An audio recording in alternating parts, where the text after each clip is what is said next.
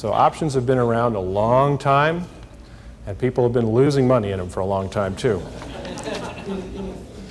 Speaking of losing money in options,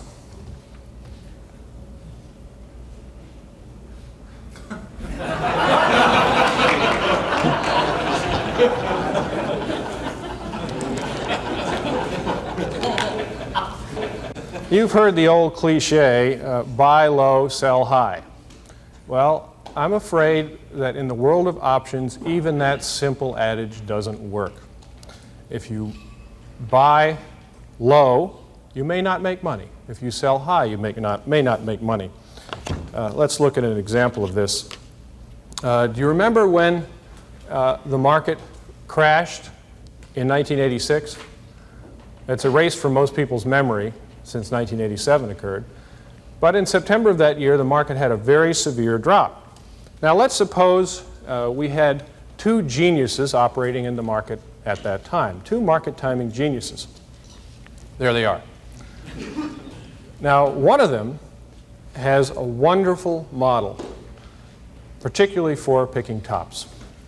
And on the exact day of the peak, September the 5th of 1986, he says, this is a top. I am going to buy October OEX puts. And sure enough, the market starts to collapse. And he's making money like crazy.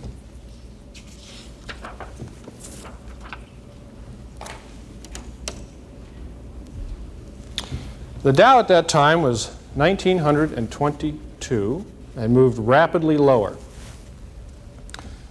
And this man is long puts and he's pretty happy. Now, out of the woodwork comes another genius. This guy has a terrific market timing model also. He spent most of his time trying to figure out how to pick bottoms, and he identifies the low of the correction to the hour. And he buys that low by purchasing OEX October 225 calls. The Dow at that time was 1739. In other words, a 10% collapse. Well, then of course it started to move upward as it headed into October. The question is, how much money did each man make? The answer is zero, not a dime. Actually, I should draw it like this, because that's what it feels like when your option expires worthless. And in this case, that's just what happened, because on the exact close of the Friday, when this option expired, the October 225, the market closed at 225 on the OEX index.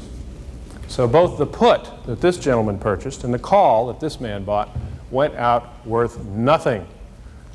And notice both of them were right on the trend. This guy sold high. This guy bought low. The market was higher after this guy bought his call. The market was lower after this one bought his put. And yet they lost everything. And of course the reason is that there is a time premium in the price of an option.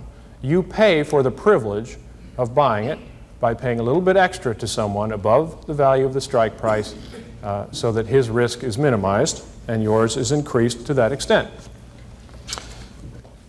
Well, I'd like to discuss another type of genius. This is a guy who has a method that's so good that it doubles his money in options 9 out of 10 times. With those odds, he's extremely excited. He's worked on this for a decade. He's got $50,000 that he feels he can use to speculate in this area. So he pulls the $50,000 out of the bank and he puts it into his account. He goes long calls, and sure enough, at the end of the trade, his account is worth $100,000. He says, this is terrific. So he takes his $100,000, and this time his method says, we want you to go long puts. So he buys puts. Sure enough, trade goes out perfectly well. He's now worth $200,000. His next trade, he's worth $400,000, then $800,000. My question to you is, how much money does he have left after 10 trades? How much money has he made after 10 trades? You got it. He hasn't got a nickel.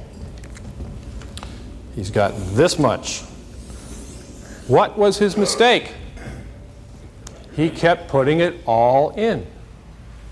And options have a tendency to go out worthless. This must be taken into account if you want to be a successful options trader.